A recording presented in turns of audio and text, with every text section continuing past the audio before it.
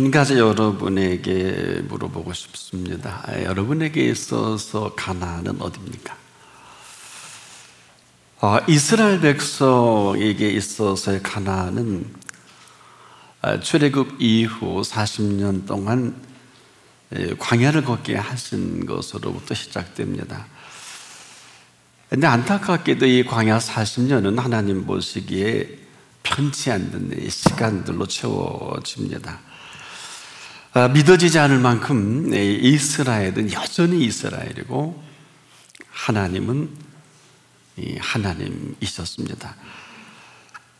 그런 가운데도 하나님이 한 가지 변함이 없으신 것은 이스라엘을 사랑하시는 이 한결 같으신 하나님이십니다. 근데 결코 사랑할 만해서 이 사랑하신 것은 아닙니다. 이 사랑을 아마 멈추었다면 이스라엘은 거기서 아마 끝났을지도 모르겠습니다.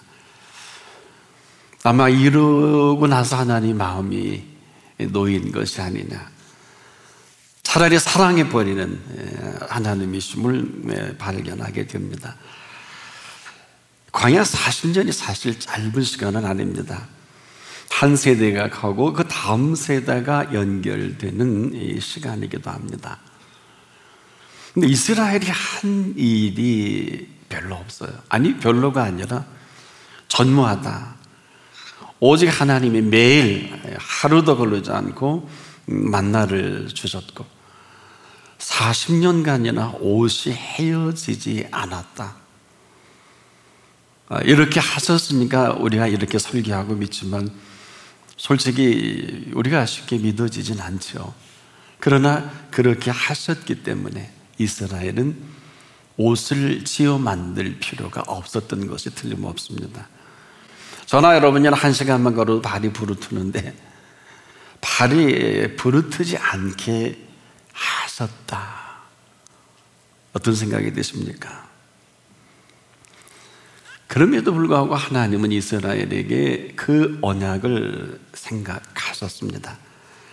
도저히 상식적으로 앞뒤가 맞진 않지만은 참 이럴 수도 있나라고 생각할 법한데 여전히 하나님의 생각이 있었습니다.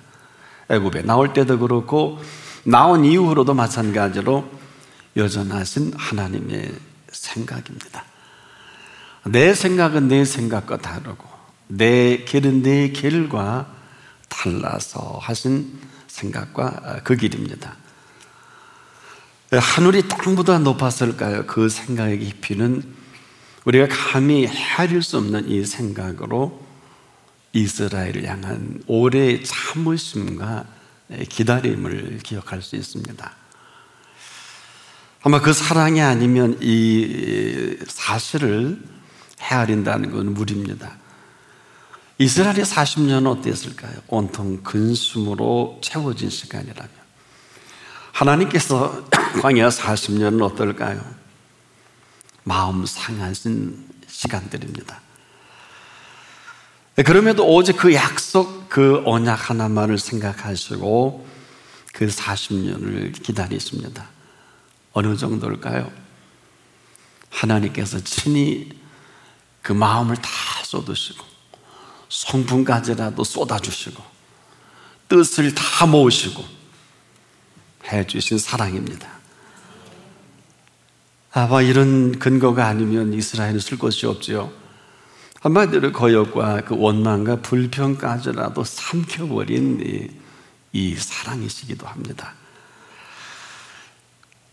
이 광야의 길은 우리가 너무 잘 알기 때문에 우리가 무슨 말을 한다는 것이 참 그렇습니다만은 그런 이들을 뻔히 알면서도 뭐 그들을 낮추시고 또 시험하사 마음이 어떤지 그 명령을 잘 지키는지 지키지 않는지를 알고 싶으셨다고 이런 말씀을 하십니다.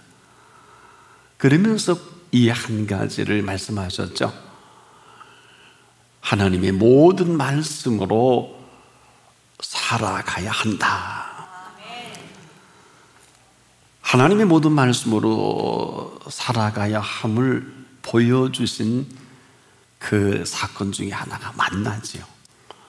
매일 이스라엘 조상도 알지 못하던, 그들도 알지 못하던 최초로 그 만나를 40년 동안 먹이신 이유입니다.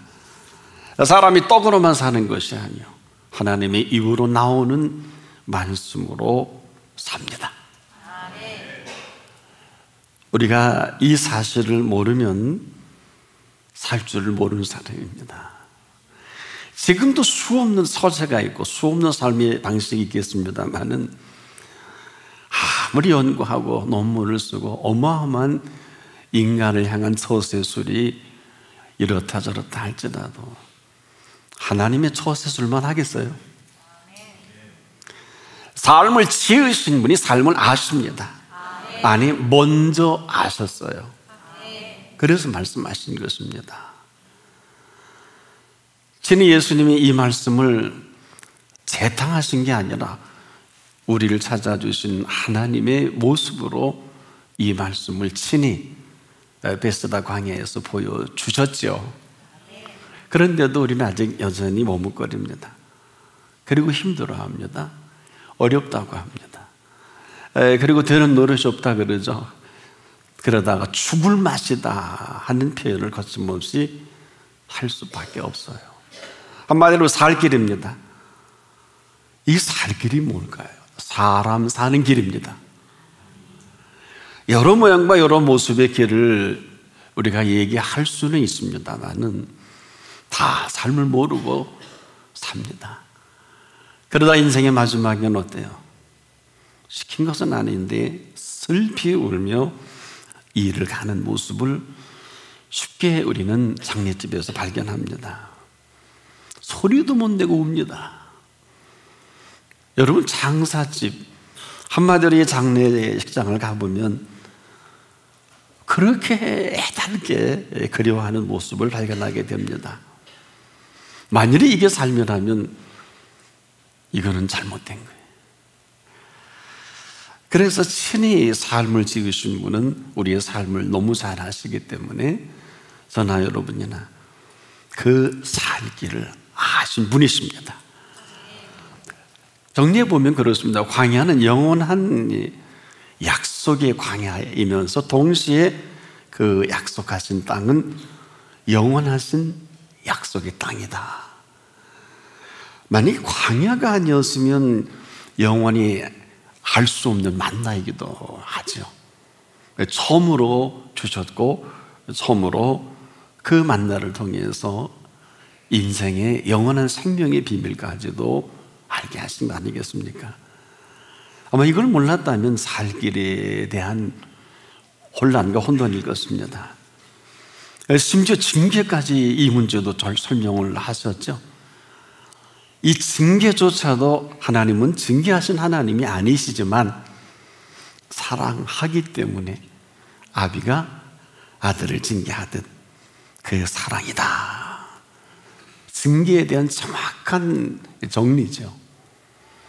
오늘도 하나님이 우리를 징계하실 수 있어요. 그러나 사랑이 징계인 것을 잊지 않기를 바랍니다. 사랑이 없는 징계는 징계가 아니에요. 이것은 처벌이요. 이것은 법적 근거를 가지고 치리하는 것에 불과할 것입니다. 그런데 이 징계의 결과는 사랑의 확증입니다. 그래서 이스라엘의 40년을 정리해 보면은 긍휼의 40년이다. 만나를 먹여도 그 사랑을 생각하셨고, 또 그들이 거역을 해도 아비가 아들을 사랑하는 그 사랑으로 징계하듯 그 징계를 친히 설명하신 징계이기도 합니다.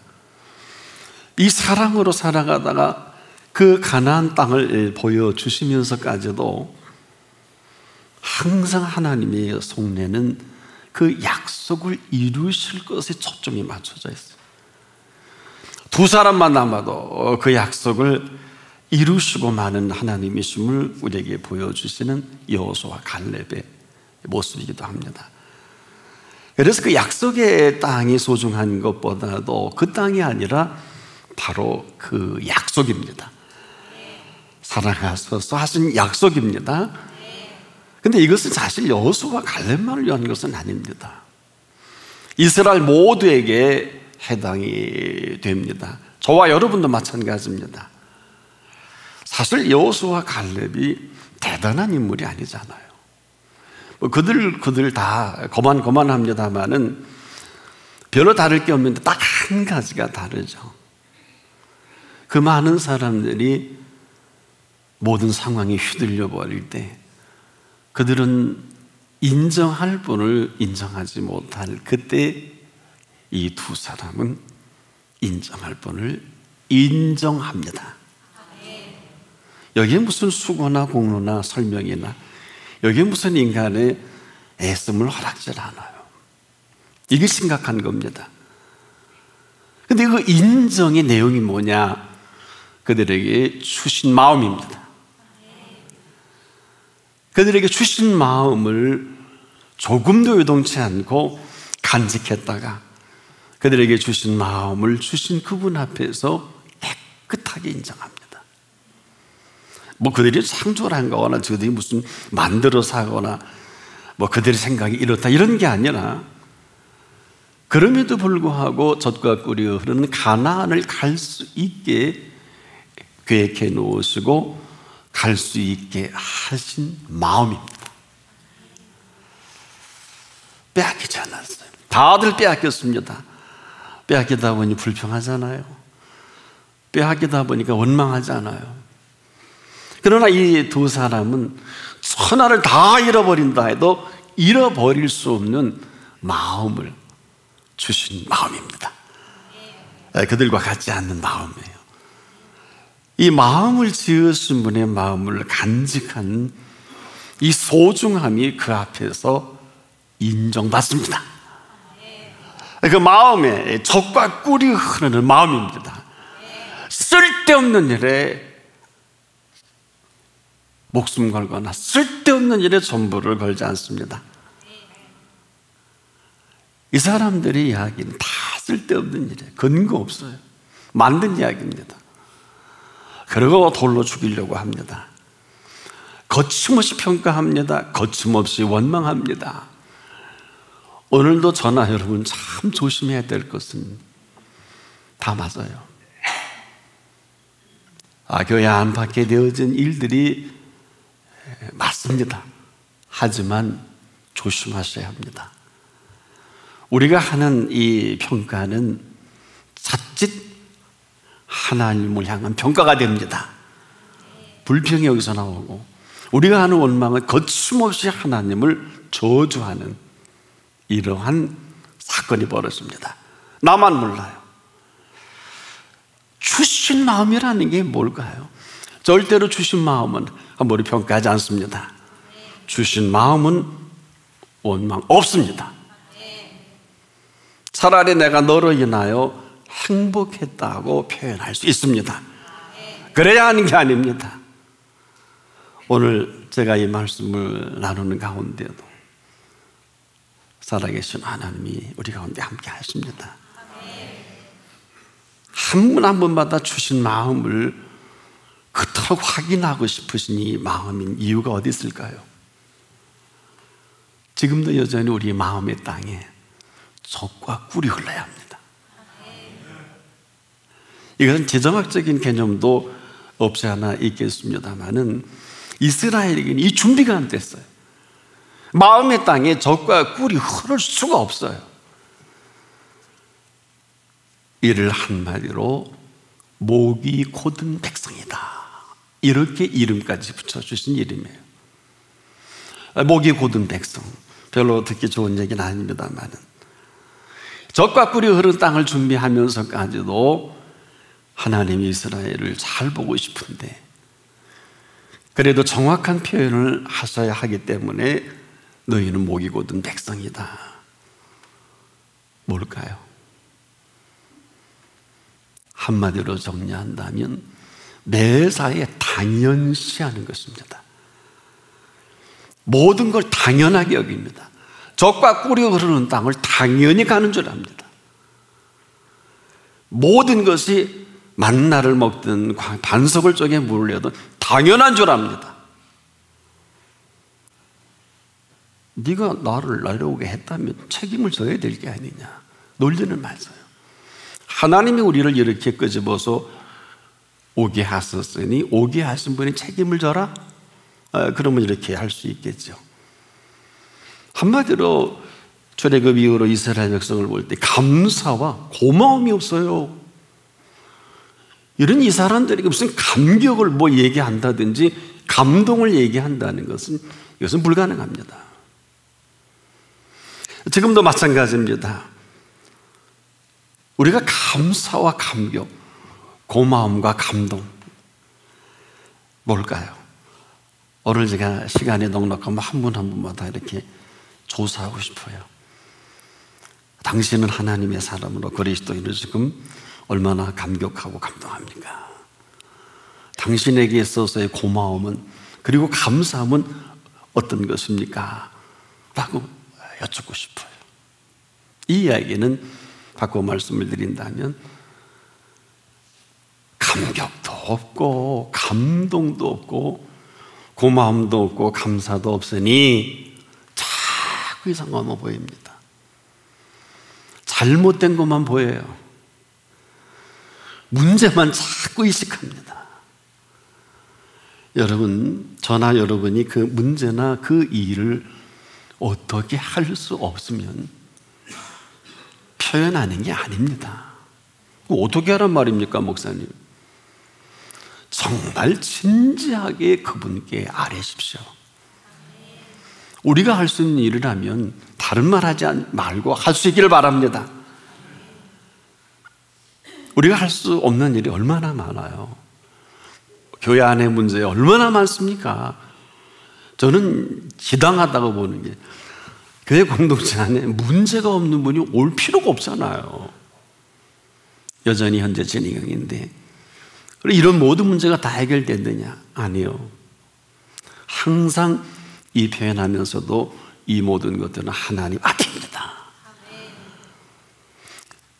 우리가 그런 사람 보고 그런 상황을 보고 야, 내가 더하면 더하겠지. 덜하지 않다. 그리고 은혜가 되길 바랍니다. 그리고 고마워하고 감사하길 바랍니다. 이 이야기가 뭐이겠습니까? 이스라엘 백성들은 어느 때 출애굽 이후부터 모든 게 당연해요. 하나님의 능 당연하고 먹을 것도 당연하고 매일 여러분 농사 안 짓고 만나를 먹였는데 이 만나 먹고 감사하다는 말이 있어요? 없어요. 맛없다고 그러죠. 먹다 나중에 고기 달라 그러잖아요. 줄 몰라서일까요? 한마디로 이스라엘이 고마움이 없고 감사함이 없는 이 삶은 그 천하 어떤 것으로도 감격이나 감동은 찾을 수가 없어요. 그러면 해주신 분은 어떻게 될까요? 지금까지도 해주셨고 앞으로도 해주실 일뿐이지 않습니까? 한마디로 인정만 하면 되는 것입니다. 이게 이렇게 어려워요. 전국은 천국을 인정하는 사람이 갈 수 있는 곳입니다. 그 우편 강도가 한 단어 중에 참 우리가 이렇게 볼만한 단어가 별로 없잖아요. 이 가운데 계신 분은 죄가 없으시다. 니나 내나 우리 죄로 죽는 게 당연하거든. 이 가운데 계신 분은 죄가 없으시다. 이거 당연한 얘기잖아요. 당연한 얘기를 왜 안 합니까? 당연한 얘기를 못하는 좌평강도에게 무슨 말을 할 수 있겠으며 그가 묻는 물음에 답할 필요가 있을까요? 그러나 아버지의 나라에 들어갈 때 나를 기억해 주십시오. 어차피 거기서 인생을 끝나는 그가 예수 그리스도를 인정하는 이 어마어마한 사건 속에 오늘 지금입니다. 지금이에요. 나와 함께 낙원에 가 있으리라. 지금이에요. 지금. 무슨 마음일까요? 인정하면 그 인정하시는 분이 인정이 시작되지 않을까요? 그런데 이런 엄청난 은혜를 받고도 여러분 이 무감각, 무감동, 무표정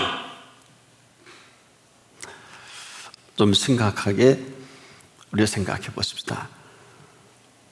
하나님의 공로에 아첨을 하는 것은 아닙니다만은 어마어마하고 엄청난 일을 지금 해 주셔서 호흡하지 않습니까?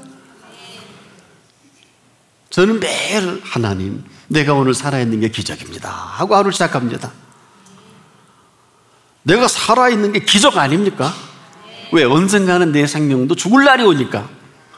죽을 때 죽더라도 살게 하신 이 기적 속에 하루를 시작하는 그 시작점은 하나님이 준비하신 시간이 될 것입니다. 하나님이 하신 일에 우리가 뭐 엄청난 반응을 하라는 건 아니에요. 만들 필요도 없고 상상력을 동원할 필요도 없어요. 흔히 요즘 뭐 불효자, 효자 얘기하는, 여러분 불효가 뭘까요? 무슨 엄청난 반응을 부모에게 하라 이런 거 아니지 않습니까? 부모가 자식에게 해주신 그 은혜에 대한 반응 아닙니까?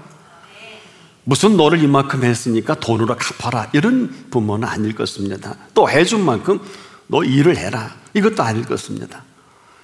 한마디로 애지중지 해주신 부모님 은혜를 잊지 못해 하면서 이 사실을 가지고 그분 앞에 반응하는 거 아닙니까? 뭐 그가 아무리 돈을 많이 벌어도 빌 게이츠를 보니까 항상 아버님과 상의하더라고요. 그러면서 그가 어느 대담에서도 그런 얘기를 해요. 저희 아버님이 저를 잘 키웠는데 세계 최고로 부여를 누리게 됐다고. 이게 아무것도 아닌 것 같아도 이건 당연한 얘기 아닙니까? 이 유스거리 될 것도 없고 대단한 얘기도 아닌 이 사실에 대해서 우리가 대단히 인색합니다. 태도입니다.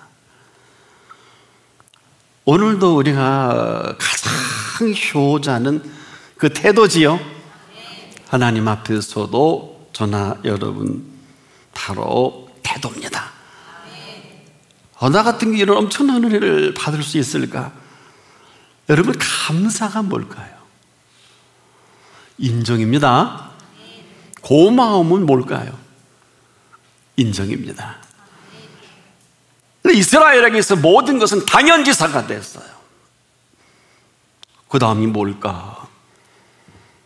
영화 한 편 보는 거는 맞아요. 다음 뭐가 나올까? 뭐 그럴 수 있어요. 그러나 살고 죽는 일을 경험했던 그들에게 살게 하신 옷 한 벌 지어본 일도 없는데 40년 동안 농사를 지은 일도 없는데 이게 쉬운 얘기입니까?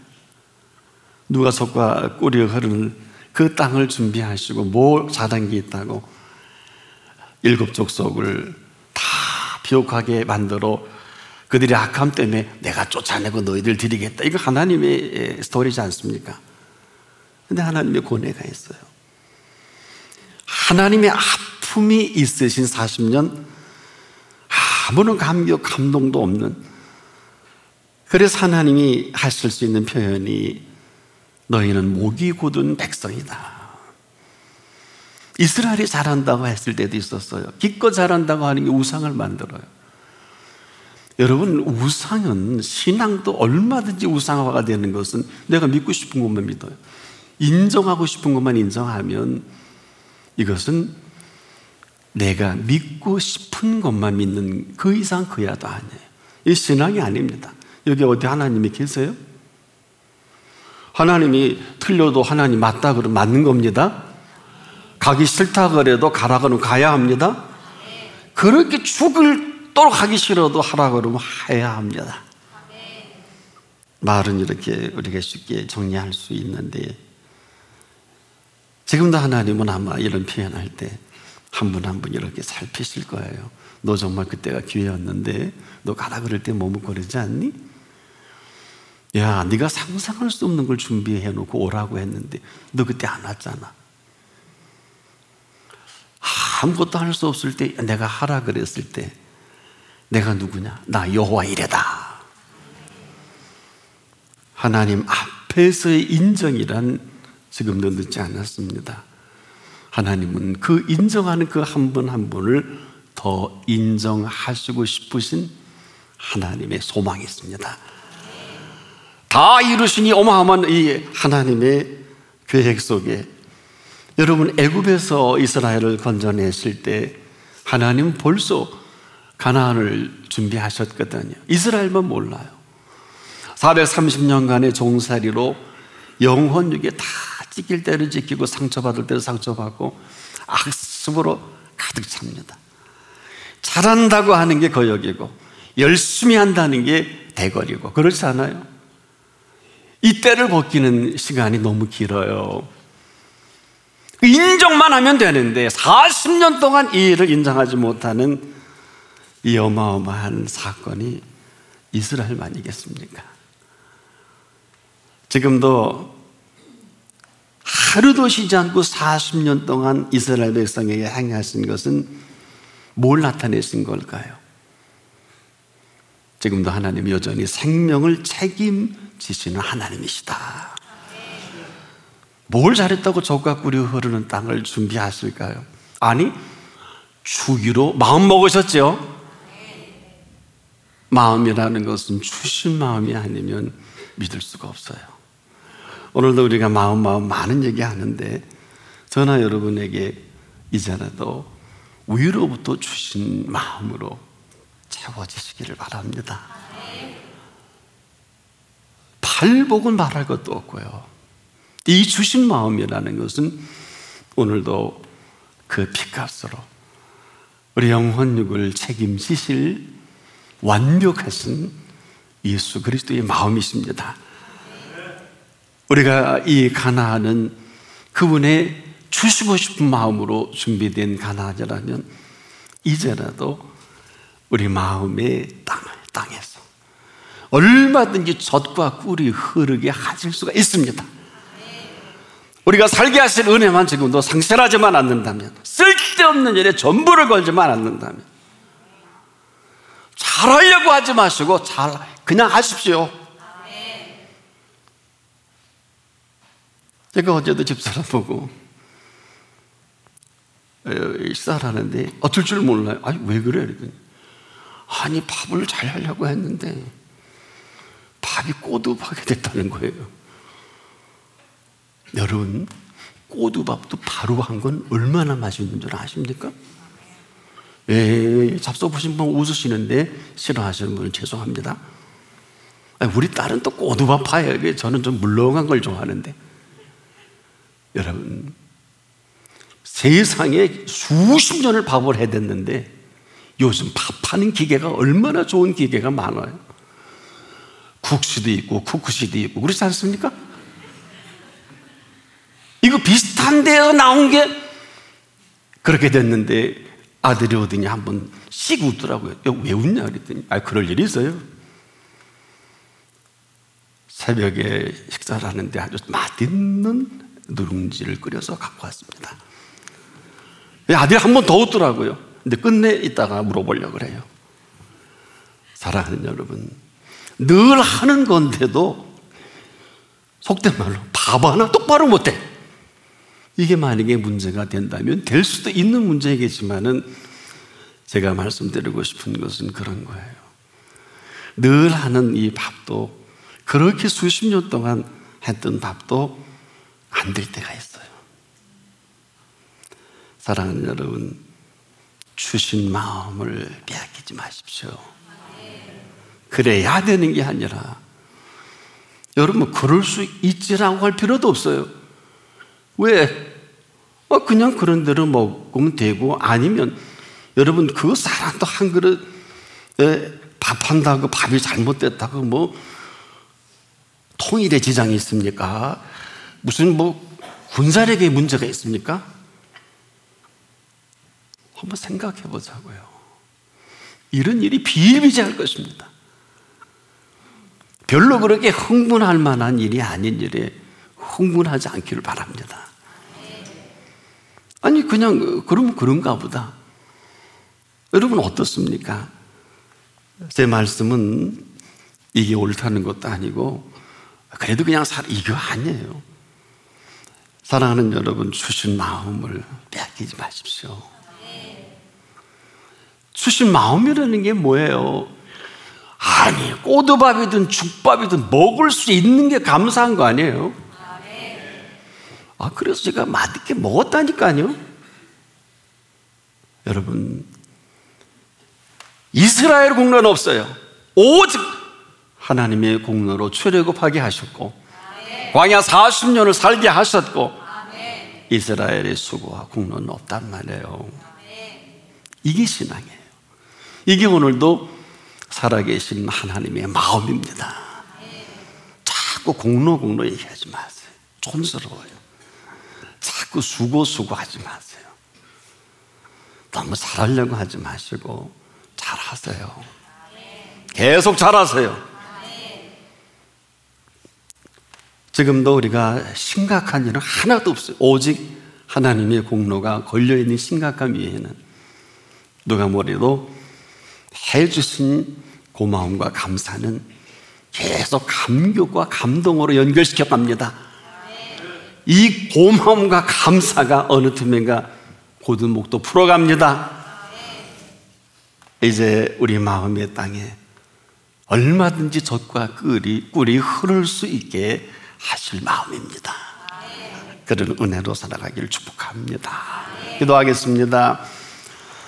우리 마음의 땅이 옥토가 되게 하셔서 이제 젖과 꿀이 흐를 수 있게 하신 거 감사합니다. 이런 생각으로 우리 인생을 새롭게 시작한 한 분 한 분 위에 여호와 이레 하나님이 되어 주시옵소서. 예수 그리스도의 이름으로 기도합니다. 아멘.